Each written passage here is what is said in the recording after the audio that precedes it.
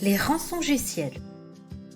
Il est 10h du matin, la journée a bien commencé pour Nathan, salarié du service RH d'une assurance.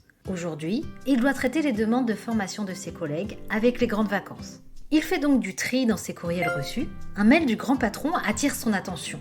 Ce dernier souhaite à tout le monde de passer d'excellentes vacances, d'en profiter pour se ressourcer et de regarder la vidéo informative en pièces jointes. Il clique, rien ne se passe. Double-clic, l'ordinateur mouline sur une page blanche. Bon, il ferme la page et décide d'aller prendre un café avant de s'y remettre. Si seulement il s'agissait réellement d'un message du grand patron.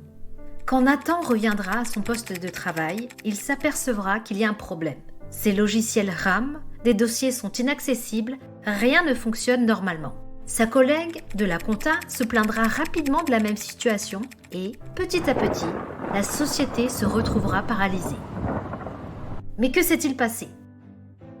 La société vient d'être prise en otage. Il s'agissait d'une attaque par ransomware. Parmi les attaques les plus fréquentes pour les professionnels, le ransomware est une cyberattaque bloquant l'accès à des appareils ou à des fichiers en les chiffrant. Pour récupérer les accès perdus, un paiement est exigé. Les victimes de ces attaques choisiront généralement de payer les rançons afin de limiter les impacts économiques et réputationnels.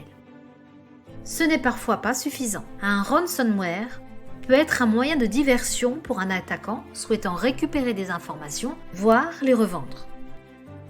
Payer une rançon n'est pas la solution. Comment se prémunir ? Comment se défendre ?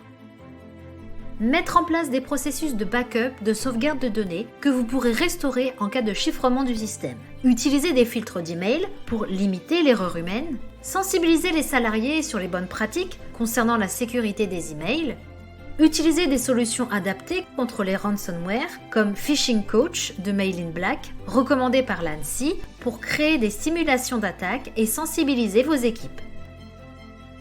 Et bien entendu, mettre en place un système de notification d'incidents en interne tombe sous le sens pour pouvoir agir le plus rapidement possible si malgré les mesures de sécurité en place, un malware réussit tout de même à se propager.